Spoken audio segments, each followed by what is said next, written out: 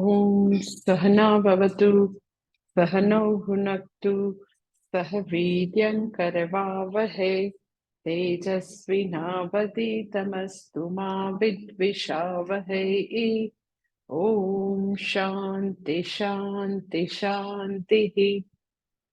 श्रुतिस्मृतिपुराणानाम् आलयं करुणालयं नमामि भगवत्पादं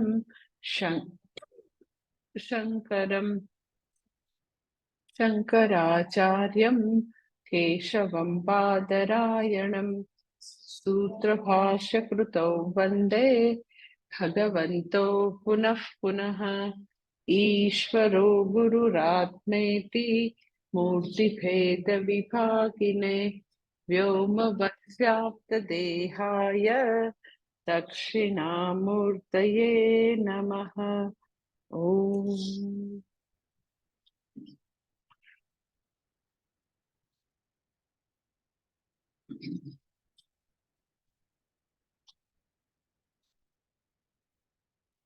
ભગવદ્ ગીતા બીજો અધ્યાય અને શ્લોક નંબર 56 ચાલુ છે.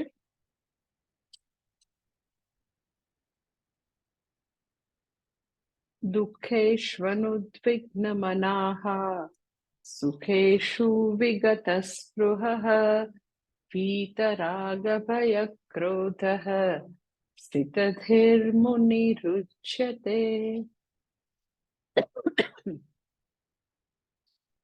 ગઈકાલે આપણે પેલું ચરણ જોયું કે જ્ઞાનનિષ્ઠ વ્યક્તિ જ્યારે જગતમાં વ્યવહાર કરે તો એની લાઈફમાં પણ દુઃખ પ્રાપક સંજોગો આવશે અને સુખ પ્રાપક સંજોગો બંને આવશે.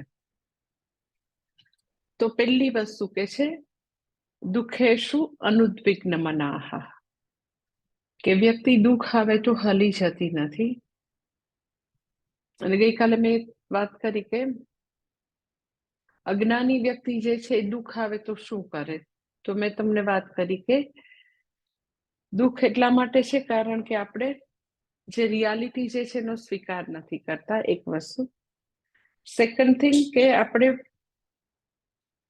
જે બી ઘાવ હોય એને નર્સ કર્યા કરીએ, એટલે જે બી ઘટના વર્ષો પહેલા બની ગઈ હોય તો આપણે એ બધી વસ્તુઓને જ્યારે વર્તમાનમાં થોડીક એવી સિમિલર ઘટના બને તો એ ઘટના અને 20 વર્ષ 15 વર્ષ 25 વર્ષ પહેલા બનેલી ઘટના બધાને પાછી આપણે, કોઈ 10 વર્ષ પહેલા બન્યું હોય કોઈ 15, તો બધાનું પાછું સમ ટોટલ કરીએ એવરી ટાઈમ.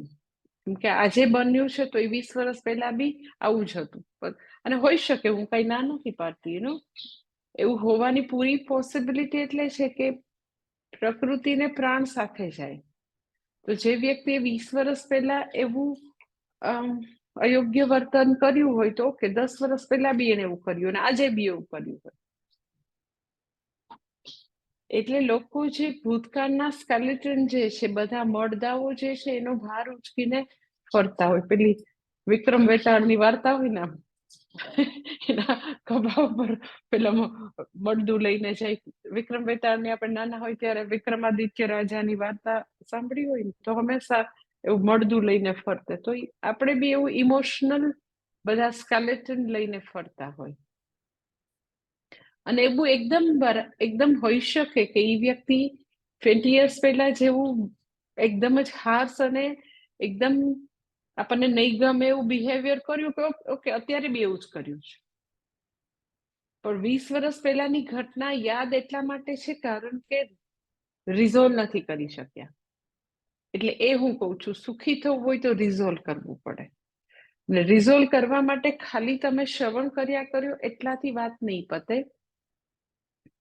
શ્રવણ કરેલી વસ્તુ એક્ઝેક્ટલી આપણી અંદર જે વસ્તુ છે ત્યાં આપણે એ ફોર્મ્યુલાને લગાડવી પડે, તો આપણો જે બધા સમ્સ છે, બધા જે કોયડા છે એ તો ઉકેલાશે. ગીતાજી છે જુદી જુદી ફોર્મ્યુલા આપે છે. Then you have to connect with your puzzle. Puzzle તો છે, બધાને ભગવાને જુદી જુદી પઝલ આપેલી છે. તો એ પઝલને સોલ્વ કરવા માટે, રિઝોલ્વ કરવા માટે you have to apply this formula. કે ઘાવને નર્સ કરવાથી કાંઈ નહીં થાય. ઘાવને તમારે હીલ કરવા છે, તો પછી એને રિઝોલ્વ કરવાની બધી જુદી જુદી સમજ કેળવવી પડે. જુદી જુદી જે બી ભગવાન આપણને જુદા જુદા શ્લોકમાં, જ્ઞાનનિષ્ઠ વ્યક્તિ શું કરે, તો કે તો આવું કરે. તો આપણે હવે એવું કરવું છે કે આપણે પછી જે હતા એવા જ ચાલુ. એટલે એનો અર્જુનને સ્થિતપ્રજ્ઞના લક્ષણો જાણવા છે, કારણ કે એને સ્થિતપ્રજ્ઞ બનવું છે. તો આપણે અસ્થિતપ્રજ્ઞ ચાલુ રહ્યું છે, આપણે અજ્ઞાની ચાલુ રહ્યું છે. તો કે ના, મને બી જ્ઞાની બનવું છે, જ્ઞાનનિષ્ઠ બનવું છે, મને પણ દુઃખમાંથી કાયમી રીતે છુટકારો જોઈએ છે. તો છુટકારો જોઈતો હોય તો એકદમ જ સરસ વસ્તુ ભગવાને કીધું કે જ્ઞાની વ્યક્તિ તો દુઃખ આવે ને તો જરાય ઉદ્વિગ્ન ન થાય. અને આપણે ઉદ્વિગ્ન થતા હોઈએ છીએ because of all this reason. શા માટે ઉદ્વિગ્ન થઈએ? તો કે આપણે હકીકતોનો સ્વીકાર નથી કરતા અને બધા ઘાવને નર્સ કર્યા કરીએ છીએ, રિઝોલ્વ નથી કરતા. એટલે હકીકતો જો છે એનો સ્વીકાર જેટલો ક્વિકલી કરીએ એટલા સુખી. ઓલરેડી જે બની ગયું છે, અને એવું પોસિબલ છે કે જે આપણી ઇન્ટિમેટ વ્યક્તિ છે એ સતત એવા પ્રકારની બિહેવિયર કરે. તો મેં તમને એટલા માટે ગઈકાલે કીધું કે તો બાઉન્ડ્રી ડ્રો કરતા આવડે. લક્ષ્મણ રેખા એવી મહાન વસ્તુ છે કે જે આપણને બી બચાવે અને સામેની વ્યક્તિને ઇન અ વે બચાવે. તો બાઉન્ડ્રી ડ્રો કરતા આવડવી જોઈએ. અંદર પડેલી જે વસ્તુઓ જે છે, ઇમોશનલ બેગેજ, એ આખી જિંદગી એને ઉચકી ઉચકીને ફોરવાની બદલે એને જેટલું જેટલું જ્ઞાન પ્રાપ્ત કરીએ એટલા જ્ઞાનની બધી જે માસ્ટર કી જે છે એનાથી બધી વસ્તુને રિઝોલ્વ કરવી પડે. રિઝોલ્વ નહીં કરીએ તો એ બધી વસ્તુ એમને પડેલી રહેશે અને આપણી લાઈફ એક ફરિયાદીની, એક સંતપ્ત વ્યક્તિની લાઈફ થઈને રહેશે કે સતત વ્યક્તિ અંદરથી સંતપ્ત જ હોય, કમ્પ્લેન કરનારી જ હોય. અને એકદમ હંમેશા જ્યારે કાંઈ બી બને તો વિક્ટિમ મોડમાં જ જતી રહે વ્યક્તિ, કે આમ મારી સાથે આવું જ થાય છે, ખરાબ જ થાય છે, કોઈ મને સમજતું જ નથી, મારી લાઈફમાં જ આવું છે. એ વિક્ટિમ મોડમાં ચાલી ગઈ વ્યક્તિ. મેં તમને કીધું કે લાઈફ એટલી બધી એઝ સચ હ્યુમન લાઈફ એવી સરસ છે કે દરેક વખતે આપણે બિચારા છીએ, આપણી સાથે જ આવું બને છે, એવા વિક્ટિમ મોડમાં જવાને બદલે ભગવાને ચોઈસની બારી ખુલ્લી રાખી હોય કે ત્યારે બી કંઈક થઈ શકતું હોય, કંઈક નાનકડું તો નાનકડું સ્ટેપ ઉઠાવી શકીએ ને ફરીથી એ બિચારાપણામાંથી, દુઃખીમાંથી, સંતપ્તમાંથી, ઉદ્વિગ્નતામાંથી બહાર આવી શકાતું હોય. એટલે આ એક આટલું ચરણ જે છે એની ઉપર ખરેખર ખૂબ મનન કરવું પડે કે જો જ્ઞાનનિષ્ઠ વ્યક્તિ તો દુઃખમાં ઉદ્વિગ્ન નથી પામતી, આપણે શું કરીએ? અને હવે ઓકે, આટલા બધા વર્ષો જે કર્યું હોય હવે શું કરવું છે?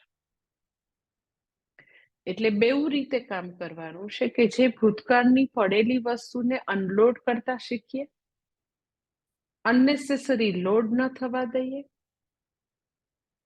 જ્યારે બી એવી દુઃખ પ્રાપક સંજોગો આવશે પછી મારે દુઃખી ન થવું એ મારી ચોઈસનો વિષય છે, એ ચોઈસને જોતા શીખીએ. દુઃખ પ્રાપક સંજોગો તો એવી, તમે ગમે એટલું ભગવદ્ ગીતા ભણો, ગમે એટલા જપ કરો, પુનર્સ્મરણ કરો, તો ભગવદ્ ગીતા કે કોઈ પણ ભક્તિ કરીએ તો કોઈ પણ વ્યક્તિ ક્યાંય એવી ખાતરી નથી આપતા કે ઓકે તમારી લાઈફમાં દુઃખ આવતું બંધ થઈ જશે, એવું તો કોઈ કહેવાનું નથી. એટલે મેં તમને ગઈકાલે કીધું કે લાસ્ટ બ્રેથ સુધી એવી પૂરી બધે શક્યતા નહીં, એવું છે જ, એવી જ લાઈફ છે, લાસ્ટ બ્રેથ સુધી આવશે દુઃખ.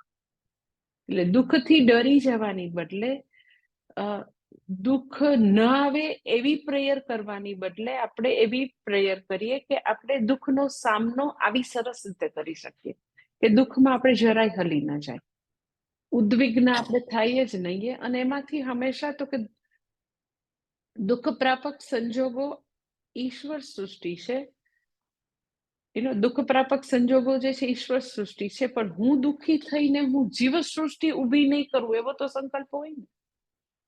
દુઃખ પ્રાપક સંજોગો ઈશ્વર સૃષ્ટિ એટલા માટે છે કે આપણે કરેલા કર્મો ભગવાન એનું ફળ આપશે, કર્માધ્યક્ષ. કરેલા કોઈ બી આ જન્મે કે જન્મ જન્માંતરમાં, એટલે આવ્યું દુઃખ. દેટ ઇઝ ઈશ્વર સૃષ્ટિ. કર્મ અને કર્મફળનો એક એવો ઇનએવિટેબલ રિલેશનશીપ છે કે કર્મ કરેલું છે તો કર્મફળ આવ્યું, ઈશ્વર સૃષ્ટિ. આપણે હવે એવો સંકલ્પ કરીએ કે મારે એમાં દુઃખી નથી થવું, પણ મારે તો કે એમાં એ જે બી છે એને ઓબ્જેક્ટિવલી ડીલ કરવું છે. એટલે દુઃખ પ્રાપક સંજોગો છે, દ્રષ્ટ દુઃખ પણ છે. દ્રષ્ટ દુઃખ એટલે શું? તો કે વ્યક્તિને એક્સિડન્ટ થયું અને ખૂબ જ એને મલ્ટિપલ ફ્રેક્ચર થયું, ખૂબ એને બ્લીડિંગ થાય છે, ત્યારે એના વાઇટલ ઓર્ગનમાં ઘણી બધી ઇન્જરી થઈ છે, તો એ બધાને દ્રષ્ટ દુઃખ કહેવાય. પણ આપણી એ બધી વસ્તુથી આપણે શોકાવિષ્ટ થઈએ, ધેટ ઇઝ હું દુઃખી. દ્રષ્ટ દુઃખ છે એનો કોઈ ના જ નથી પાડતું કે કોઈ બી વ્યક્તિને એવો ભયંકર રોગ છે, પછી પૈસા એના ચાલ્યા જાય, ધંધામાં ખોટ જાય, રિલેશનશીપમાં એવું બ્રેકઅપ થાય, તો એ બધા દ્રષ્ટ દુઃખ છે, એની કોઈ ના જ નથી પાડતું. એટલે અહીંયા આગળ દુઃખે શું અનુદ્વિગ્ન મનાહ, એટલે એવું કહેવાનું તાત્પર્ય છે જ નહીં કે જ્ઞાની વ્યક્તિ તો જળભર જ છે, એને કઈ અસર જ ન થાય, એવું કઈ કહેવાનું તાત્પર્ય નથી. જ્ઞાની વ્યક્તિ તો સૌથી વધારે સંવેદનશીલ હશે, એનામાં ખૂબ જ કમ્પેશન છે અને ખૂબ જ એવી રીતે ઇમોશનલી ઇવોલ્વ પર્સન છે. એટલે જે બી એવી દુઃખદ પરિસ્થિતિ છે, પોતાની લાઈફની હોય કે બીજાની લાઈફની, તો એ વ્યક્તિ એ દ્રષ્ટ દુઃખને તો અનુભવે જ છે. અગર દ્રષ્ટ દુઃખ કોઈ ન અનુભવે, સપોઝ, તો એને સાયકોલોજીકલ ટ્રીટમેન્ટની જરૂર પડે, કારણ કે એને કઈ સંવેદના એ વ્યક્તિ અનુભવતી જ નથી. એટલે અહીંયા કહેવાનું તાત્પર્ય એવું નથી દુઃખે શું અનુદ્વિગ્ન મનાહ એટલે એને દુઃખ દેખાતું નથી, એવું કઈ કહેવાનું તાત્પર્ય નથી. તાત્પર્ય એ છે કે દ્રષ્ટ દુઃખ હોવા છતાં એ પરિસ્થિતિઓનો એઝ ઇટ ઇઝ સ્વીકાર કરે છે કે ધીસ ઇઝ ઈશ્વર સૃષ્ટિ. ઈશ્વર સૃષ્ટિમાં મનુષ્ય જન્મ છે, સુખ દુઃખ ભોગ આયતનમ છે, એટલે દુઃખ પ્રાપક સંજોગો આપણે ગમે તેટલો નિર્ધાર કરીએ કે ન આવે, ગમે તેટલી પ્રાર્થના કરીએ તો બી આવશે તો ખરું જ. એટલે દુઃખ પ્રાપક સંજોગો હોવા છતાં હું દુઃખી એવા પ્રકારનું રોંગ ઇક્વેશન હવે નીકળી ગયું છે. દુઃખ પ્રાપક સંજોગો જરૂર છે, દ્રષ્ટ દુઃખ છે, પણ માટે હું શોકાવિષ્ટ એ નથી. શા માટે? તો કે વ્યક્તિ હકીકતોનો ક્વિકલી સ્વીકાર કરે છે, પછી ભૂતકાળમાં બનેલી ઘટનાઓને એ વ્યક્તિ વાગોળતી નથી. ઘટનાઓને વાગોળવા માટે પૂજ્ય સ્વામી દયાનંદજી જે એક્ઝામ્પલ આપતા હોય, મેં તમને ઘણી વાર એક્ઝામ્પલ આપ્યું છે કે ભૂતકાળની ઘટનાઓને વાગોળવી, કે મેં તમને એની વાત કીધી છે એક્ઝામ્પલ, કે પતિ પત્ની ટ્રેનમાં જતા હતા, તો ટ્રેન જે છે રાજસ્થાનમાંથી પસાર થતી હતી અને ક્યાંય સુધી લાંબુ એવું સ્ટેશન આવતું ન હતું કે ટ્રેન ઊભી રહે, અને પીવાનું પાણી બિલકુલ ખૂટી ગયું હતું, અને ટ્રેનમાં પેલા બોટલ જે છે એનો જમાનો નહોતો, પહેલાના જમાના 20-25 યર્સ પહેલાની વાત છે. એટલે પેલી વાઇફ જે છે એ એના હસબન્ડને કહે છે, આઈ એમ સો થર્સ્ટી, આઈ એમ સો થર્સ્ટી, આઈ એમ સો થર્સ્ટી, બધું પાણી ખૂટી ગયું, ડીડ આઈ ટેલ યુ કે તમારે વધારે પાણીનો જથ્થો લેવો જોઈએ, રાજસ્થાનમાંથી ટ્રેન પસાર થાય, વગેરે વગેરે એનું ભાષણ. એટલે એના હસબન્ડ કે છે, અરે તું શાંતિ રાખ, નજીક જ્યારે સ્ટેશન આવશે તો હું હવે છેક હવે હરિદ્વાર પહોંચીએ ને એનાથી બી વધારે પાણી લઈ લઈશ, તો અત્યારે તું શાંતિ રાખ, તું જેટલું બોલીશ ને તો તારું મોઢું ગળું વધારે સુકાશે. તો બી પેલી બેન જે છે એટલો કકડાટીયો સ્વભાવ, આમ સો થર્સ્ટી, આમ સો થર્સ્ટી, આમ સો થર્સ્ટી. ત્યાં થોડો વખત થયો એટલે મોટું સ્ટેશન આવ્યું, એટલે પેલો એનો હસબન્ડ જે છે ઉતરીને બહુ બધું પાણી જે છે એના માટે લઈ આવે છે, અને પછી એના પાસે જેટલા બધા મોટા મોટા જગ હતા એ બધા ભરી આવે છે એને, અને પછી એટલું સરસ ઠંડુ એને પાણી આપી દે છે, એટલે એને પાણી પીને એટલો હાશકારો થાય છે. અને પછી જેવી ટ્રેન ચાલુ થાય છે એમ પાછું એ બેનનું બોલવાનું ચાલુ થઈ જાય છે, You know, I was so thirsty. You know, I was so thirsty. I was so thirsty. I was so thirsty. એટલી મને તરસ લાગી હતી, એટલી મને તરસ લાગી હતી, એટલી તરસ લાગી. થેન્ક ગોડ હવે તમે લેવા. પણ મને એટલી તરસ લાગી, સારું થયું સ્ટેશન આવી ગયું, પણ ખરેખર મને બહુ તરસ લાગી હતી, એવી તરસ લાગી. કારણ ખરું કઈ લોકો ખરેખર આપણને એકદમ ફની લાગે કે આવું કોઈ કરે, પણ હા આવું જ કરતા હોય. સાચે પહેલા બી કમ્પ્લેન કરે અને પછી તો કે એમ કે એ જયારે ઘટના બની હોય ત્યારે દ્રષ્ટ દુઃખ છે કે તરસ લાગી, દેટ ઇઝ દ્રષ્ટ દુઃખ. પણ દુઃખનું દુઃખ ઊભું કરવાની તારે શું જરૂર છે? કે હવે એ હકીકત છે કે ભાઈ ટ્રેન ઊભી રહેશે ત્યારે જ પાણી લેવાશે, એ હકીકત છે. તો એટલી વાર એમ કે એક ક્ષમતા ધારણ કરવી એવી વસ્તુ જ નથી. એટલે એમ કે જયારે દ્રષ્ટ દુઃખ છે ત્યારે બી વ્યક્તિ કમ્પ્લેન કરે, પછી એ જે દ્રષ્ટ દુઃખ જે છે એનું સોલ્યુશન લઈ આવ્યો એનો હસબન્ડ, તો પછી તો કે એ જે ભૂતકાળની ઘટના છે એને નર્સ કરે છે, એને વાગોળિયા કરીને કે છે પણ મને એવી તરસ લાગી હતી.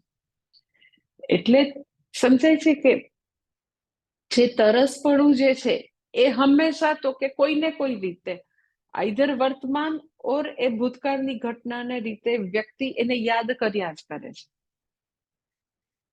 એટલે તરસ તો ખાલી હું તમને સિમ્બોલિક વસ્તુ કહું છું, પણ એવી જુદી જુદી તરસ હોય, જુદી જુદી વસ્તુઓ.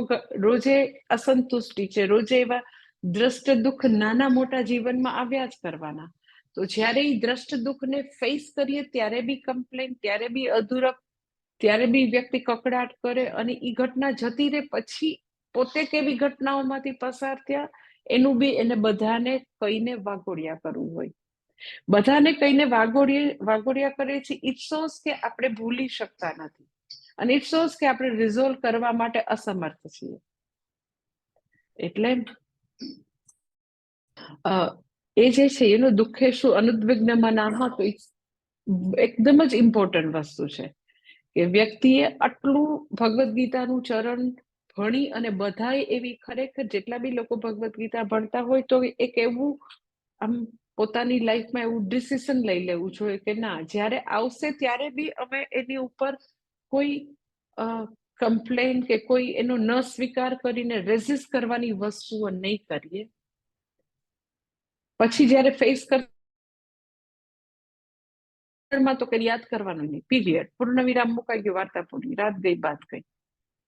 એટલે it is matter of training our self. પોતાના મનને કેળવવાની વાત છે. હમણાં હું એક કોઈનું પોડકાસ્ટ જોતી હતી, સાંભળતી હતી. સારા સારા પોડકાસ્ટ ઘણી વાર સાંભળતી હોય, બહુ જ સારા પોડકાસ્ટ હોય તો એમાં somebody was telling કે કોન્ફિડન્સ વિશે કોઈ વ્યક્તિ વાત કરતી હતી કે કોન્ફિડન્સ જે છે એવી વસ્તુ નથી કે લોકો જન્મથી લઈને આવ્યા હોય.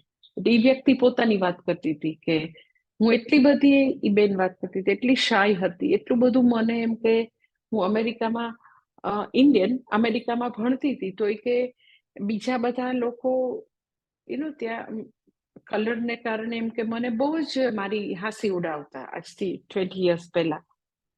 તો એમ કે ઇન્ડિયન હોય એની તો સ્કિન વ્હાઈટ તો નથી જોવાની ને, આપણે બધા ગવર્ણા હોય. તો કે મને બહુ જ લો કોન્ફિડન્સ, એકદમ જ મારા વિશે લઘુતા ગ્રંથિ હતી. અત્યારે બહુ જ એમ કે ઇન્ડિયાની બહુ મોટી સેલિબ્રિટી છે જે વાત કરતા હતા. તો એમાં એ કહેતા હતા કે કોન્ફિડન્સ એવી વસ્તુ નથી કે જન્મથી આવી હોય, કેળવવાની હોય, એની ઉપર કામ કરવાનું હોય. એમ દુઃખમાં હલી જવા પણ નથી, એ કઈ લઈને નથી આવ્યા. સાહજિક રીતે શું છે તો કે બધા લોકો દુઃખમાં આવી રીતે દુઃખની વાતો કર્યા જ કરતા હોય, બધા વાગોડતા હોય. તો એમાં we have to train our self. It is about mindset કે ના, નથી કમ્પ્લેન કરવી. કમ્પ્લેન કરીને શું થવાનું? શું એ લોકો મારું દુઃખ દૂર કરી દેવાના છે? જે છે એ ફેસ કરવાનું છે. So it is to train our self for કોઈ આ બધી વસ્તુ આવા મહાન વર્ચ્યુઝ લઈને ન જન્મેલા હોય, પોતાને પોતાની જાતને એવા બધા જે મહાન વર્ચ્યુઝ માટે સતત કેળવવી પડે, સતત જાગૃતિ વાળું જીવન જીવી, અને મન ઈ પાછા બધા એ જ પેટર્નમાં જાય તો પાછું લાવવું પડે કે ના, નથી કમ્પ્લેન કરવાની, ના આ જ છે ફેક્ટ, અને સ્વીકારવાની છે, આમ જ જીવવાનું છે. You have to train yourself. તો પછી વ્યક્તિ દિવસે દિવસે વધારે ને વધારે સ્ટ્રોંગ બને, અડગ બને, અટલ બને, તો થાય, બાકી થોડી થતું હશે. So it is very beautiful virtue for સ્થિતપ્રજ્ઞ વ્યક્તિ, કે એ વ્યક્તિ દુઃખમાં કદી ઉદ્વેગ પામતી નથી. આપણે હજી પોતાની જાતને એમ સાધક તરીકે ઉદ્વેગ, ખૂબ જ આમ સંતપ્ત વાળી સ્થિતિ ન લાવવી હોય તો દુઃખને પણ સમજતા શીખવું પડે. એમ કે દુઃખ પ્રાપક સંજોગો જે છે એને જનરલી લોકો બહુ હેટ કરતા હોય કે આપણા જીવનમાં દુઃખ ના આવે. તો કદાચ આપણે એને જોવાનો, સુખ અને દુઃખની, સુખ પ્રાપક સંજોગો, દુઃખ પ્રાપક સંજોગોને એ જ્યારે આવે ત્યારે એને જોવાનો પણ આપણો એક અંદાજ બદલીએ, આપણી દ્રષ્ટિ બદલીએ તો પણ હલી ન જાય. કે જે બધું કમ્ફર્ટેબલ સિચ્યુએશન છે એ આપણે એવું માનીએ કે બહુ સારું કહેવાય, બહુ જ સારું. એટલે કોઈ વ્યક્તિ પાસે બહુ ધન હોય, બહુ જ કમ્ફર્ટના સાધનો, બંગલો, ગાડી, આમ પૈસાની રેલમછેલ હોય, એટલે આપણો હંમેશા એવા પ્રકારનો હોય કે એ બહુ સારું કહેવાય. અને વ્યક્તિને મુશ્કેલી હોય તો આપણને એવું થાય એ બધું ખરાબ છે. એટલે આપણો જીવન પ્રત્યેનો અભિગમ બી બદલવો પડે કે બધું જ કમ્ફર્ટેબલ હોય, બધું જ સારું હોય એટલે એ હંમેશા બ્લેસિંગ છે એવું કોને કીધું? અને જ્યારે મુશ્કેલી આવે એટલે એને બ્લેસિંગ ન કહેવાય એવું કોને કીધું? એટલા માટે હું કહું છું કે જ્યારે મુશ્કેલી આવે છે, દુઃખ પ્રાપક સંજોગો માપસર ના આવે, નોટ હરિશ્ચંદ્ર, રાજા હરિશ્ચંદ્ર કે યુધિષ્ઠિર જેવા હું નથી કહેતી, પણ માપસરનું દુઃખ જે છે એમાં લોકોનું ઘડતર થતું હોય છે. એટલે દુઃખને જોવાનો દ્રષ્ટિકોણ બદલો ને તો બી દુઃખ માટે ફરિયાદ ન થાય. કે થોડું ઘણું કષ્ટ ઉઠાવીએ તો મજબૂત બનતા હોય, એમાં શું તકલીફ છે? સપોઝ તમે અહીંયા રાજકોટ આશ્રમમાં આવો તો અહીંયા ઘણું એમ કે આશ્રમ આપણો 3.5-4 એકરનો છે. આપણી જમીન જે છે આમ લાંબી એવું છે, ડેપ્થ વાળી નથી પણ આમ લાંબો છે પટ્ટો. તો ચાલવાનું હોય તો, અને બંને એક્સ્ટ્રીમ એન્ડ ઉપર છે, મંદિર અને ગેસ્ટ બ્લોક. તો ઘણાને એવું ફરિયાદ થાય, અરે કેટલું ચાલવાનું. કોઈમ્બતુર તમે જાઓ તો 100 એકર લેન્ડ છે. તો તમે એવી કમ્પ્લેન બી કરી શકો, તમે એવું કહી શકો કે હા અહીંયા આવશું ને તો આપણું વજન 1 કિલો કે 2 કિલો સરસ મજાનું મેનેજ થઈ જશે, ખાધેલું સરસ પચી જશે. તો તમે બહુ જ ચાલવાની માટે તમે કમ્પ્લેન બી કરી શકો. એટલે જ્યારે જે કષ્ટવાળી સ્થિતિ હોય તો એમાં તમે કમ્પ્લેન બી કરી શકો. ઘણા લોકો આવીને કમ્પ્લેન કરતા હોય, ગૌરવ કેટલું અહીં ચાલવાનું છે. કેટલુંક નાનકડું ઘર હોય તો એ લોકોને ન ચાલવાનું હોય, ને ચાલવાની એટલી હેબિટ ન હોય. તો આ તો સાવ નાનકડું કષ્ટ છે, વેરી લિટલ. પણ જ્યારે બી કષ્ટ આવે તો હું ટોલ્યું કે એ કષ્ટ તમને ભગવાન તોડી નાખવા માટે, દુઃખી કરવા માટે, ખૂબ જ તમે સંતપ્ત, ઉદ્વિગ્ન થાવ એટલે મોકલે છે એવું તમને કોણે કીધું? તમારા ડેવલપમેન્ટ માટે બહુ બધી વસ્તુ હજી બાકી છે. તમને તપાવીને શુદ્ધ કરવા માટે. અંતઃકરણમાં એટલા બધા દોષ છે, એટલું કાલુષ્ય છે, તો તમને ટીપીને ભગવાન ઘડી રહ્યો છે. તો તમારે પણ એ ઘડાવવું જ નથી તો ભગવાન શું કરે? જ્યારે બધી બહુ જ કમ્ફર્ટ હોય તો કોઈનું ઘડતર નથી થતું. જે બી બાળકો ખૂબ જ વૈભવમાં, મોજ શોખમાં, શિસ્ત વિના જે માંગે તે બધું આપે, એવી જ રીતે મોટા થયેલા જે છોકરાઓ છે એનામાં કોઈ પણ પ્રકારની સ્કિલ ડેવલપ નથી થઈ, કોઈ ટાઈમ મેનેજમેન્ટ નથી, કોઈ પણ પ્રકારનું ડેવલપમેન્ટ નથી. તો જેટલી મુશ્કેલી આવે, તો દુઃખ પ્રાપક સંજોગો આવે તો તમે દુઃખને હોટ પોટેટોનું જેમ ફેંકવાનું શા માટે કરો છો? દુઃખ જે છે એ શક્ય છે કે મારી અંદરનું જે પોટેન્શિયલ છે એને બરાબર રીતે અભિવ્યક્ત કરવા માટે ઈશ્વરે મોકલ્યું હોય એવું બી હોઈ શકે. અને જેવી રીતે સુવર્ણની પરીક્ષા તપીને થાય, એમ વ્યક્તિની પરીક્ષા પણ મુશ્કેલીઓમાં એ કેવી રીતે બધા માર્ગ કાઢતા શોધે છે, માર્ગ કાઢી શકે છે, અને તો બી સરસ રીતે પરફોર્મ કરતા રહે છે, એમાં એની કસોટી છે. એટલે માપસરનું દુઃખ તો બધા માટે સારું જ છે.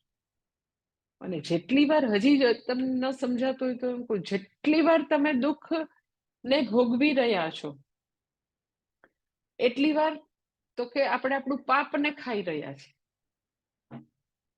સુકૃતમ ખાદતે, જે આપણું પુણ્ય ખાઈ જાય એ સુખ પ્રાપક સંજોગો છે. દુષ્કૃતમ ખાદતે, આપણું બધું દુઃખ ખાઈ જાય, આપણું બધું પાપ જે છે એ પૂરું કરે. જ્યારે બી દુઃખ પ્રાપક સંજોગો આવે તો આપણું પાપ પૂરું થતું.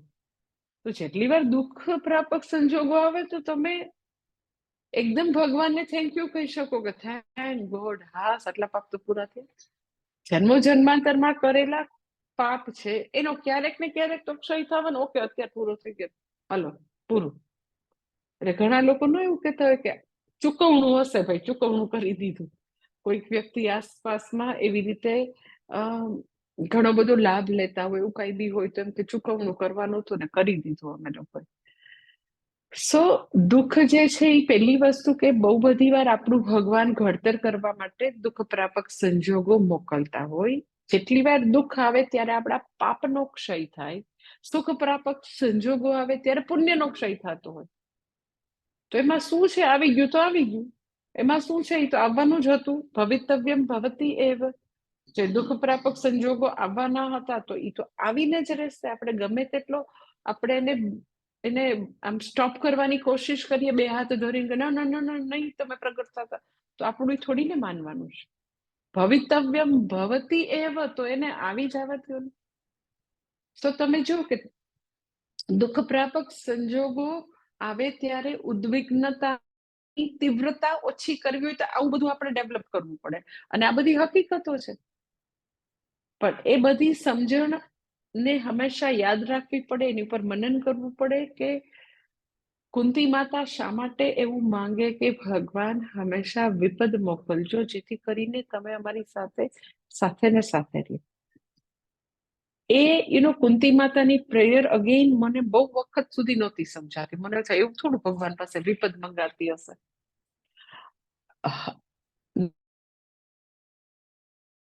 તો આપણી હિંમત નથી, કારણ કે એવી ભોગવવાની ક્યાં આપણી પાસે તાકાત છે, એવું પહેલા મને લાગતું. પણ મેં જેટલી વાર મારી આસપાસ એવા લોકો જોયા કે જે લોકોને ભગવાને આમ કે ને કે ખોબે ખોબે નહીં, આમ ટોપલો ભરીને નહીં, મારી પાસે આપણી પાસે કોઈ મેઝરમેન્ટ જ ન, એટલું બધું સુખ પ્રાપક સંજોગો આપ્યા હોય, એટલા બધા કરોડો કરોડોના મકાનમાં રહેતા હોય ને લિટરલી સોના ચાંદી ને હીરા મોતીના વાસણોમાં જમતા હોય, એવા માણસોને મેં જોયા. એવા ભયંકર, જેની પાસે ખૂબ જ સાઈબી હોય, ખૂબ જ યુ કેન સે આમ બધી જ દુનિયાની સક્સેસ હાંસલ કરેલી હોય, એવા જ્યાં જ્યાં લોકો હું જોઉં તો મને ત્યારે એવું થાય કે ભગવાનની બહુ જ અવકૃપા છે એ લોકો પર, કૃપા નથી. કેટલી બધી એવી કોઈ દુનિયાની વૈભવની કોઈ દિવસ જરૂર જ નથી. ગમે તેટલો તમારી પાસે પૈસો હોય તો તમે સોનાના લિક્વિડની કઢી નહીં પી શકો, કે તમે ચાંદીની રોટલી નહીં ખાઈ શકો, જરૂર જ નથી. એટલી બધી ભયંકર રીતે દોમ દોમ સાઈબીની જરૂર જ નથી. એટલે જ્યારે એવી બહુ જ ભયંકર સક્સેસ આવે છે ને, તો એની સાથે લોકોમાં વિનમ્રતા ચાલી જાય છે, વ્યક્તિમાં ભયંકર રીતે એરોગન્સ, બહુ જ અભિમાન, બહુ જ એમ કે એ જ બધું કરી શકે એવું એક સૂક્ષ્મ અભિમાન આવી જાય છે. અને ઈશ્વર સાથે એટલા જોડાયેલા નથી રહેતા, ગુરુ સાથે જોડાયેલા નથી રહેતા, શાસ્ત્ર સાથેનો સંપર્ક તૂટી જાય. જે મનુષ્યના જીવનમાં જે આ ત્રણ મોટા પિલર છે, ઈશ્વર, શાસ્ત્ર અને ગુરુ, આ ત્રણેય પિલર એની જીવનમાં નથી હોતા. એ મેં જોયું. શા માટે? તો એને એવું થાય કે હું જ બધું કરી શકું, દુર્યોધન ને રાવણની જેમ. જે બી લોકોની મેં ભયંકર એટલે ભયંકર સાઈબી જોઈ છે, એ લોકો એનો કાં તો ગ્રોસ અભિમાન તમને છલકતું દેખાય, કાં બહુ સટલ એરોગન્સ દેખાય. અને એ લોકોને ભગવાન પાસે નમવું, ગુરુ પાસે નમવું, શાસ્ત્ર પાસે નમવું, તમને એવું લાગે કે આ જન્મે તો કોઈ શક્ય જ નથી, સાવ ઇમ્પોસિબલ. એટલે કોણ એવું તમને કહે છે કે બહુ બધા કમ્ફર્ટેબલ, બહુ જ બધું સુખ પ્રાપક સંજોગો એટલે સારું કહેવાય, અને દુઃખ પ્રાપક સંજોગો એટલે ન સારું કહેવાય, એવું કીધું કોને? તો કુંતી શું કામ એવું કે મને વિપદ આપજો? વિપદ આપે એટલે આપણે હાવ નીચા વળી નમી અને ભગવાન પાસે રોતા રોતા જઈએ. સુખમાં કોણ જાય? તમે મને કહો. અમસ્તું એમ કે સુખમાં સાંભળે સોની ને દુઃખમાં સાંભળે રામ, અમસ્ત શું કહેતા હોય?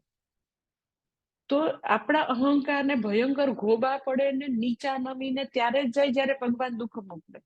સુખ પ્રાપક સંજોગમાં કોઈને કઈ ભગવાન પાસે જવું ગમતું જ નથી. એવરી ટાઈમ એવી જ્યારે બહુ જ ડિફિકલ્ટ સિચ્યુએશન આવે તો બધા પોતાની જાતને મળતા હોય છે, ઈશ્વરને ત્યારે જ મળતા હોય છે. અને પછી ઈશ્વર સાથે અતૂટ નાતો થાય ને પછી ભલે એની પાસે ઐશ્વર્ય અને સમૃદ્ધિ આવે અર્જુનની જેમ, દેટ ઇઝ અનધર થિંગ.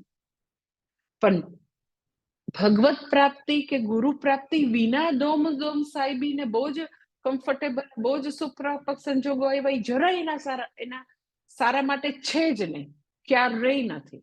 પછીથી આવે અર્જુનની જેમ તો એ હું એમ કહું બ્લેસિંગ છે. ઇટ ઇઝ લાઈક એક્ઝેક્ટલી કે તમે એકડો તમારી પાસે નથી આવ્યો અને ગમે તેટલી સમૃદ્ધિના મીંડા છે, શું કરવા? સો જ્યારે બી લાઈફમાં દુઃખ આવે તો ભગવાન અને પોતાના ગ્રહો ને પોતાની જાતને ને પ્રારબ્ધને કોસ્યા વિના તમે એવું છો કે ઓકે મારા પ્રારબ્ધમાં લખેલા પાપ જે છે એનો ક્ષય થઈ રહ્યો છે, એક્ઝોસ્ટ કરીએ છે, લખેલું છે તો એ ભગવાનનું જ છે, તો ભલે આવી જતો.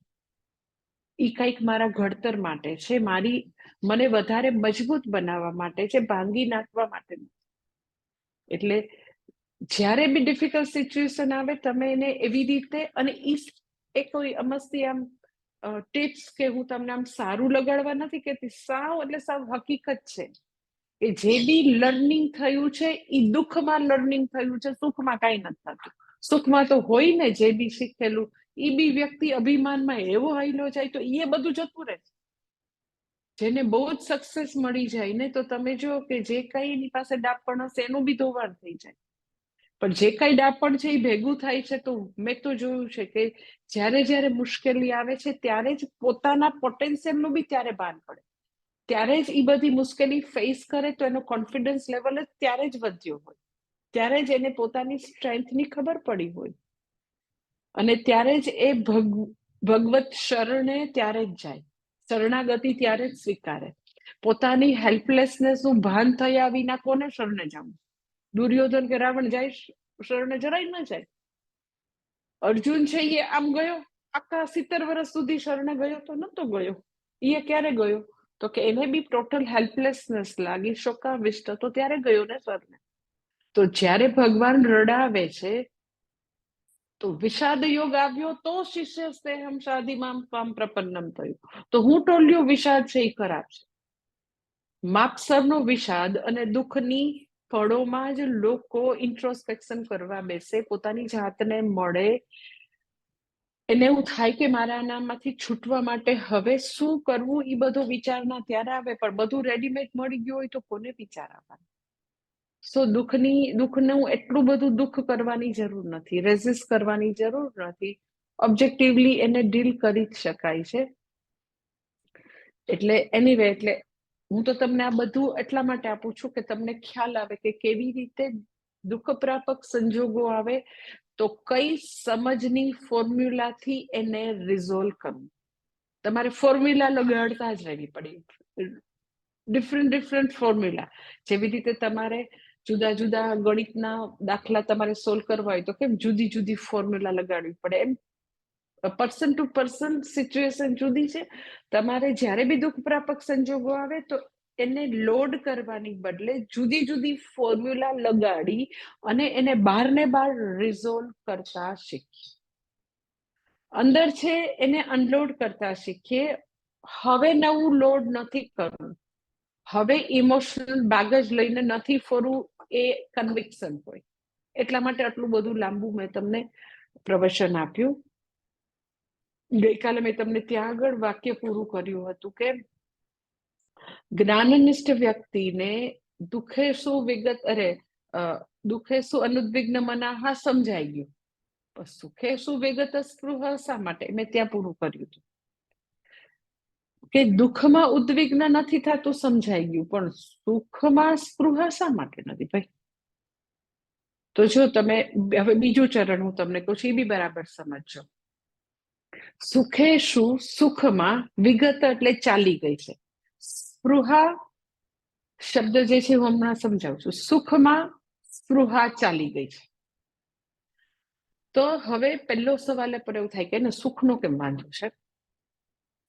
તો જો સુખનો વાંધો નથી, એવું કઈ નથી કહેતા કે હવે તમે હટાવી ગયો, હું પછી મોઢું જોઈશ ને તો મને ઉપવાસ કરવો પડશે. આ બધું સુવર્ણને હટાવી લ્યો, હું જો સુવર્ણને ટચ કરીશ ને તો મને કરંટ લાગી જશે, એવી કોઈ વાત આપણે છે. આપણે તો સ્ત્રી જે છે, સ્ત્રી માત્ર એ તો માતૃશક્તિ છે, એને વંદન કરે, સ્ત્રીને જોઈને અબડાઈ જાય, આ વ્યક્તિને જોઈને અડકી તો આવું થઈ જાય, એવું ક્યાંય આપણા ભગવાન કૃષ્ણ ભગવાન ક્યાંય ન કહે. સુવર્ણ છે એ ખરાબ છે એવું બી ન કે, પૈસો છે ને ટચ કરવું એટલે પાપ લાગે, ક્યાંય નથી આવતું. તો સુખ પ્રાપક સંજોગોમાં એને કરંટ લાગે ને ભાગે એવું ક્યાં કીધું છે? ખાલી આટલો જ શબ્દ કીધો. એને સુખની સામે વાંધો છે એવું કઈ છે જ નહીં. સો આપણા સનાતન ધર્મનું આવું બી અર્થઘટન કરે કે જે લોકો સંન્યાસી હોય, જે લોકો અધ્યાત્મના માર્ગે હોય, એ લોકોને સુખનો વાંધો, એટલે એ લોકો ક્રિશ્ચન નનની જેમ આ મોઢું ચડાવીને ફરતા હોય. બસ સુખે શું વિગત સ્પૃહ, એટલે વિગત એટલે ચાલ્યું ગયું છે. સ્પૃહા શબ્દ ઇઝ સો ઇમ્પોર્ટન્ટ. સ્પૃહા એટલે લોંગિંગ, મીન્સ કે હજી વધુ, હજી વધુ, હજી વધુ, આમને આમ ચાલુ રહેવું છે. બસ આ છે ને એકદમ પિક્ચર પરફેક્ટ, આ ચાલુ રહેવું જોઈએ. હવે બધું બરાબર છે, એવું ભગવાને સરસ ગોઠવી દીધું છે ને, બસ આવું ચાલુ રહેવું છે અને આમ જ રહેવું જોઈએ. બસ આમાં કઈ પરિવર્તન ના આવવું જોઈએ. ધેટ ઇઝ કોલ્ડ સ્પૃહા. એટલે ઈચ્છા અને સ્પૃહા બે ફરક છે. ઈચ્છા એટલે સિમ્પલ ડિઝાયર, સ્પૃહા એટલે હજી વધુની તૃષ્ણા, ધેટ ઇઝ સ્પૃહા. તો સ્થિતપ્રજ્ઞ વ્યક્તિને સુખનો વિરોધ નથી. સુખ પ્રાપક સંજોગો આવે એની લાઈફમાં, જેને દુનિયા સુખ પ્રાપક સંજોગો કહેતા હોય, તો એની સામે એને કઈ વિરોધ નથી. સપોઝ કે મને ખબર છે સ્વામીજીને, આપણા સ્વામીજીને જુદા જુદા કન્ટ્રીમાં કોન્ફરન્સ હોય, વર્ષમાં આવા 2-3 વાર 4 વાર જતા હોય. લાઈક એકવાર હું ગઈ હતી, હિન્દુ બુદ્ધિસ્ટ કોન્ફરન્સ કંબોડિયામાં હતી. કંબોડિયામાં મારો તો કઈ ચાન્સ લાગે નહીં, પણ ત્યાં બુદ્ધિસ્ટ મોંક એવું કેવડાયું કે તમારા હિન્દુ ધર્મમાં કોઈ સંન્યાસી ની નથી કે બધા કેમ સંન્યાસી જાવો છો? એ લોકો એવું કેવડાયું. એટલે આજથી લગભગ 15 વર્ષ પહેલા. પછી સ્વામી દયાનંદજી મને કે તારે આવવાનો છે. બીજું કેમ સડનલી? તો કે એ લોકો એવું કે છે કે સ્ત્રી સંન્યાસી નથી તમારે. તો એટલે હું કંબોડિયા ગઈ હતી હિન્દુ બુદ્ધિસ્ટ કોન્ફરન્સમાં. ઓકે, એટલે એ લોકોએ સ્પોન્સર કરી હતી કંબોડિયાના લાઈક ગવર્મેન્ટે, વેરી બિગ કોન્ફરન્સ. તો this is you can say સુખ પ્રાપક સંજોગો, કે લાઈક મને અંકોરવાટ જોવું હતું. અંકોરવાટમાં તમને ખ્યાલ હશે કે બહુ જ બધા આપણું આખું રામાયણ ને મહાભારત એ લોકોએ મંદિરમાં કાર્વિંગ કરેલું છે, ને એક એવી નદી છે ત્યાં હજારો શિવલિંગ છે, એવી નદી છે. તો મને અંકોરવાટનું જોવું હતું કે આપણું ભારત વર્ષ ત્યાં સુધી હતું. તો ધીસ ઇઝ સુખ પ્રાપક સંજોગો, કે આપણો તો કઈ ચાન્સ લાગ્યો નતો કોન્ફરન્સમાં, પણ એ બુદ્ધિસ્ટ લોકોને બહુ ખરાબ લાગ્યું કે આ બધા હિન્દુ તો ખરા છે, બધા ભાઈઓ સંન્યાસી જ આવે કોન્ફરન્સમાં, કોઈ બહેનો નથી તમારે. એટલે મને તો લોટરી લાગી ગઈ. પછી એવી જ રીતે સ્વામીજીને 2 વાર જીનીવામાં કોન્ફરન્સ હતી, સ્વિટ્ઝરલેન્ડમાં. તો પછી એમાં બી મારે જવાનું થયું. તો હવે ધીસ ઇઝ ઓલ દ્રષ્ટ સુખ, કે મને હતું કે ટિટલીસ ને યુંગફ્રાઉ ને અમે લોકો જોવું તું બધું, કે દુનિયા, આખી દુનિયાનું જે હેવન કહેવાય છે કેવું છે. તો તમે એમ કહો સુખ પ્રાપક સંજોગો, નો. પછી હું આમ યુંગફ્રાઉ ને ટિટલીસ ને બધું ત્યાં અંકોરવાટ ને બધું જોઉં, પછી મને બહુ લાગી જાય, પછી ચોટી જાય આસક્તિ, એવું છે. નો, દ્રષ્ટ સુખ આવે તો આગતે સ્વાગતમ કુર્યાત ગચ્છંતમ ન નિવારયેત, ધેટ ઇઝ કોલ્ડ વિગત સ્પૃહ. આગતે સ્વાગતમ કુર્યાત, એમ કે તમે લઈ આવો તમારા માતાજી હોય એ લોકો નહીં લઈ આવો તો ખરા ને, ભાઈઓ થોડા. તો આગતે સ્વાગતમ કુર્યાત. ચલો અંકોરવાટ ને કંબોડિયા આખું જોઈ લીધું. પછી મને તો હજી વધારે ખૂબ જ ઇન્ટરેસ્ટ કે આખા વર્લ્ડમાં સૌથી વધારે ઓર્કિડનું ઉત્પાદન કરતો દેશ હોય તો એ બધા કન્ટ્રી છે. અને ત્યાં 24 અવર્સ આખા વર્લ્ડમાં ઓરિએન્ટલ લીલી અને ઓર્કિડનું સપ્લાય થાય ત્યાંથી જ. એવડું મોટું 24 કલાક ચાલે એવું બેંકોકની અંદર ફૂલોનું માર્કેટ. તો મારા બધા રસના વિષયો હતા કે મારે બોટાનિકલ ગાર્ડન જો. એવી રીતે લિસ્બનમાં પણ એક યોગ કોન્ફરન્સ હતી પોર્ટુગલમાં. તો ત્યાં બી એવડો મોટો બોટાનિકલ ગાર્ડન. તો આ બધા દ્રષ્ટ સુખ છે. તો ઈ કોન્ફરન્સમાં હું ગઈ હતી, યોગ કોન્ફરન્સ. તો હું એમ કહું ના મારે પોર્ટુગલ નથી જોયું, એવું થોડું કહું. દ્રષ્ટ સુખ છે બધું. કોઈ મારી પોતાની ઈચ્છા વિના મારી સામે આવી જાય છે તો આગતે સ્વાગતમ કુર્યાત. ગચ્છંતમ ન નિવારયત. જતું રહે તો કોઈ નિવારવાની ઈચ્છા નથી, આવે તો સ્વાગતમ કુર્યાત. જતું રહે તો કે જાઓ ભાઈ. ધીસ ઇઝ કોલ્ડ એક્ઝેક્ટલી સુખમાં સુખ પ્રાપક સંજોગો માટેની દ્રષ્ટિ. આવે તો સ્વાગત કર્યું, જાય તો બાય બાય. ગચ્છંતમ ન નિવારયત, તો નિવારવાની કઈ જરૂર નથી. અજ્ઞાની વ્યક્તિ શું કરે તો કે ગચ્છંતમ ન તાર નથી જવાનું, નથી જવાનું, નથી જવાનું. આવું નવું ચાલુ રહેવું જોઈએ. ધેટ ઇઝ કોલ્ડ સ્પૃહા. સો જ્ઞાની અને અજ્ઞાની બંનેની લાઈફમાં એ દ્રષ્ટ સુખ હશે. અને દ્રષ્ટ સુખ માટેની અજ્ઞાનીની જે દ્રષ્ટિ છે એ હંમેશા આવી છે કે એ ચાલુ જ રહેવું જોઈએ. બસ આવી જ રીતે ચાલુ રહ્યું છે. હા, ભગવાને બધું આટલા વર્ષે બધું સરખું ગોઠવ્યું, તો હવે આવું જ ચાલુ રહે. તો તમને એવું થાય કે પણ માતાજી અમે થોડા સંન્યાસી છીએ, અમે રહ્યા સંસારી, અમને અગર એવી ઈચ્છા છે કે એ સુખ પ્રાપક સંજોગો એઝ ઇટ ઇઝ એવા જ સરસ રીતે કન્ટિન્યુ થાય, તો તમને શું વાંધો છે? મને ક્યાં વાંધો છે? ભગવાન એવો મોટો મેજિશિયન છે, એવો મોટો જાદુગર છે કે એક બી સ્થિતિ આપણે એવું માનીએ કે આવી કન્ટિન્યુ થાય, કદી કન્ટિન્યુ નહીં થવા દે. કેલિડોસ્કોપની જેમ થોડા વખતમાં પાછી એ બાજી પલટાઈ જવાની. તમે ખાલી 5 years 7 years 10 yearsમાં તમે જો આખું ભગવાન બધું પિક્ચર બદલી નાખશે. સો મારા સુખનો આધાર જગત ઉપર છે, ડિપેન્ડન્સી છે. તો એ લોંગિંગ વાળી વસ્તુ, તૃષ્ણા, સ્પૃહા, એમાં જ આપણે જીવતા રહેશું. કારણ કે હું એમ કહું કે સુખ પ્રાપક સંજોગો ચાલુ રહેવા જોઈએ. ઇટ મીન્સ કે મારા સુખનો આધાર બાહ્ય જગત ઉપર છે. પતી ગયું. જેવું હુંથી બારે ક્યાંય બી આપણે આપણા સુખની માટેની ડિપેન્ડન્સી રાખશું તો આપણે કાયમ આપણી જાતને દુઃખી થવા માટે ફિક્સ કરી દીધી. વાત પૂરી. સો જ્ઞાનનિષ્ઠ વ્યક્તિ જે છે એને સુખમાં સ્પૃહા નથી. તો સુખ પ્રાપક સંજોગો આવે તો એને નાય નથી પાડતા, જતું રહે તો પણ ના નથી પાડતા. એવું શા માટે છે? તો એનું એક જ તમને વાક્ય કહીશ કે જ્ઞાનનિષ્ઠ વ્યક્તિએ સુખી થવા માટે, બરાબર સાંભળજો, ઇન ઓર્ડર ટુ હેપી, સુખી થવા માટે situation need not continue. In order to happy, situation need not continue. સુખી થવા માટે સિચ્યુએશને ચાલુ રહેવું જરાય જરૂરી નથી. કારણ કે એના સુખનો આધાર સિચ્યુએશન ઉપર છે જ નહીં.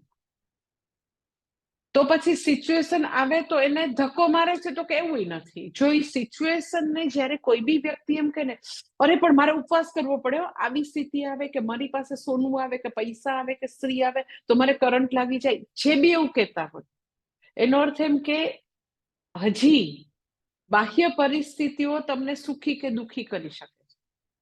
એટલે હું ઉપર એ પૂરેપૂરી વ્યક્તિ આત્મની એવા આત્મના તુષ્ટ છે જ નહીં. એને હજી એની મધરને મળે તો એને આસક્તિ લાગી જવાની બીક છે. હજી પૈસાને અડકે તો એને એવું થાય કે મને ક્યાંક માયા અડકી જશે. સો બાહ્ય પરિસ્થિતિમાં કદી હુંને હલાવવાની તાકાત જ નથી. બીકોઝ આત્માનું હું અનંત સ્વરૂપ છું, એ પૂર્ણતા પ્રાપ્ત કર્યા પછી કોઈ કેવી રીતે હલાવી શકે? એટલે જ્યારે બી કોઈ સાધુ સંતો એમ કે ના ના અમે તો અમારી માને ન મળીએ, અમને તો લાગી જાય આસક્તિ, એટલે અમને લોકોને બધાને સ્વામી દયાનંદજીના શિષ્યો, જે સનાતન ધર્મના સાચા શિષ્યો, નામ એકદમ અમને લોકોના અમ્યુઝ, એકદમ આમ આશ્ચર્ય થાય કે શું બોલે છે. જ્યારે વ્યક્તિ સ્વની નિષ્ઠામાં પોતે આત્મરતિ આત્મતૃપ્ત, કઈ દુનિયાની વસ્તુ તમને હલાવવાની, તમને ક્યાંય બી મૂકે. તમારા સુખ દુઃખનો આધાર બાહ્ય પરિસ્થિતિ ઉપર બિલકુલ નથી, તો કેવી રીતે વ્યક્તિને કઈ થાય. એટલે વ્યક્તિ જે છે સુખેશુ વિગત સ્પૃહ, અર્થાત પોતાને સુખી થવા માટે સુખ પ્રાપક સંજોગો ઉપર આશ્રય નથી. અને આવે તો વિરોધ નથી, જાય તો બી વિરોધ નથી. જેવી રીતે દુઃખ પ્રાપક સંજોગો સ્થિતપ્રજ્ઞની લાઈફમાં આવશે, એમ સુખ પ્રાપક આવશે. મેં તમને કીધું કે જ્ઞાનનિષ્ઠ વ્યક્તિ જ્યારે જન્મેલી હોય ત્યારે એ અજ્ઞાની તરીકે જન્મેલી છે, અને ત્યારે એ પાપ પુણ્યની બે બેગ લઈને આવી છે. તો પુણ્ય અનફોલ્ડ થશે ત્યારે એના જીવનમાં સુખ પ્રાપક સંજોગો આવશે. તો જેવી રીતે દુઃખ પ્રાપકમાં કોઈ પણ પ્રકારની વ્યક્તિ ઉદ્વિગ્ન નથી થતી, તો આમાં પણ તો કે એ પ્રારબ્ધનો ખેલ છે, એ કાર્મિક જે કાંઈ બધું જે છે કર્મનો ખેલ, કાર્મિક નેટવર્કથી જે આવવાનું છે એ આવશે. તો એને ઓબ્જેક્ટિવલી જોવી શકો કે સુખ પ્રાપક સંજોગો એમ કે જવાનું છે જીનીવા અને યુંગફ્રાઉ ને ટિટલીઝ ને બધું અંકોરવાટ ને બધી મુલાકાત લેવાની છો કે ભગવાનને એવું ઈચ્છા છે કે સુખ પ્રાપક સંજોગો મોકલો. પણ એવું ન આવે તો દુઃખી થાય ને, એવું જતું રહે એટલે દુઃખી થાય, આવે એટલે બહુ હર્ષ થઈ જાય, એવું નથી થતું. કારણ કે ઇન્ફિનિટી પ્લસ કઈ છે જ નહીં. ઇન્ફિનિટી પ્લસ તમે ગમે તે આંકડો એડ કરો, માઇનસ કરો, તો અનંત સુખ જ છે. સુખેશુ વિગત સ્પૃહ, એટલે સુખ અને દુઃખ તો કે એ બહુ રથના પૈડાની જેમ બધાની લાઈફમાં, જ્ઞાની અજ્ઞાનીની લાઈફમાં આવશે. એ બંને પ્રત્યે એનો સમાન ભાવ છે કે એ કર્મનો ખેલ છે, એટલે બંને વસ્તુ આવ્યા કરશે. એ આમાં ન તો ઉદ્વેગ પામે, ન તો સુખમાં એ ખૂબ જ છકી જશે. સુખમાં બહુ જ પોતે હજી વધુ એવી કોઈ તૃષ્ણા હશે, એવું કશું જ નહીં હોય. કારણ કે કોઈ પણ પ્રકારે બહારે ક્યાંય ડિપેન્ડન્સી નથી. અને પછી ત્રીજું હજી આગળ કે છે વીતરાગ ભય ક્રોધ. એના જીવનમાંથી રાગ, ભય અને ક્રોધ ચાલ્યા ગયા છે. ક્રોધ ચાલ્યો ગયો છે, તો ક્રોધ વિશે હું જ્યારે હવે પછીના શ્લોકમાં આવશે ત્યારે ઇલાબરેટ લઈ લઈશ. જે આખું આ બધા જે શ્લોક છે ને, ક્રોધાત ભવતી સંમોહ, સંમોહાત સ્મૃતિ વિભ્રમા, ત્યારે ક્રોધ વિશે લઈ લઈશ. પછી રાગ જે છે એના જીવનમાંથી રાગ ચાલ્યો ગયો છે, તો રાગ અને દ્વેષ ચાલ્યા ગયા છે, કારણ કે એ વ્યક્તિ કર્મયોગનું જીવન જીવે છે. કર્મયોગનું જીવન ઓલરેડી જીવી લીધું છે વર્ષોથી, એટલે એ હવે જ્ઞાનનિષ્ઠ વ્યક્તિ છે. કર્મયોગના જીવનનો પરિપાક એ છે કે રાગદ્વેષને એને ન્યુટ્રલાઇઝ કરી શકે, રાગદ્વેષને પોતાના વશમાં કરી શકે. એ કર્મયોગના જીવનનું તમે એમ કહો ફળ જે છે એ છે. ક્રોધ વિશે પછી કહીશ. રાગ અને દ્વેષનું મેનેજમેન્ટ કર્મયોગથી થશે, અને એના જીવનમાંથી ભય પણ ચાલ્યો ગયો છે. ભય કેવી રીતે જતો રહ્યો છે, તો કે ભય અને ભક્તિ એ બે વચ્ચે સાવ સીધો સંબંધ. જેટલી ભક્તિ વધે એટલો ભય ઓછો, આમ સાવ સીધો સંબંધ. જે વ્યક્તિના જીવનમાં ખૂબ જ એન્ઝાયટી, ખૂબ જ ભય, ખૂબ જ ડર, ખૂબ જ કંટ્રોલ કરી લેવું છે, ખૂબ જ સ્ટ્રેસ, તો તમે જોજો આમ તમારે એમ જ ખાલી જજમેન્ટલ થયા વિના જોવું હોય તો એના જીવનમાં ભક્તિ ઓછી હશે. જેના જીવનમાં ઈશ્વર પ્રત્યે અતૂટ ભક્તિ હશે, પોતે નિયમિત પોતાના જપ તપ પૂજા પાઠ કરતા હશે, તો ભય પ્રમાણમાં ઘટતો ચાલશે. એક વસ્તુ. અને અલ્ટિમેટલી અત્યારે તો જ્ઞાનનિષ્ઠ વ્યક્તિની વાત છે. અલ્ટિમેટલી ભયમાંથી મુક્તિ શેનાથી, તો કે જ્ઞાનથી. દ્વૈતાથી ભયમ ભવતી, કે દ્વૈત છે ત્યારે હંમેશા ભય છે, અદ્વૈતની પ્રાપ્તિથી તો કે કાયમ માટે ભય નિવૃત્તિ. એટલે જ્ઞાનનિષ્ઠ વ્યક્તિના જીવનમાં ન તો રાગ દ્વેષ છે, ન તો ભય છે, ન તો ક્રોધ છે. અને ભગવાન કે છે એવો જે છે મુનિ તે સ્થિતધિ ઉચ્યતે, એવો મુનિ જે છે એને સ્થિતપ્રજ્ઞ કહેવાય છે. અને પછી 57મા શ્લોકમાં તો કે હવે જ્ઞાનનિષ્ઠ વ્યક્તિ જ્યારે જગત સાથે વ્યવહાર કરે, એ બધા પોતાના ઇન્ટિમેટ એકદમ નજીકના લોકો જેના માટે એને ખૂબ જ પ્રેમ હોય, સ્નેહ હોય, ત્યારે એનું રિલેશન કેવું હશે? એ ખૂબ જ આસક્તિમાં ગરકાવ થઈ જશે કે એને પ્રેમ હશે, કમ્પેશન હશે, લવ એન્ડ કેર હશે, કે પછી એ પણ આસક્ત હશે? તો એ હવે સ્નેહ અને આસક્તિ વચ્ચેનું શું ફરક છે એ 57મા શ્લોકમાં કે છે. આપણે નેક્સ્ટ સેશનમાં લઈ લઈશું. ઓમ પૂર્ણમદ પૂર્ણમિદં પૂર્ણાત પૂર્ણમુદચ્યતે પૂર્ણસ્ય પૂર્ણમાદાય પૂર્ણમેવાવશિષ્યતે. ઓમ શાંતિ શાંતિ શાંતિ. હરિ ઓમ શ્રી ગુરુભ્યો નમઃ. હરિ ઓમ.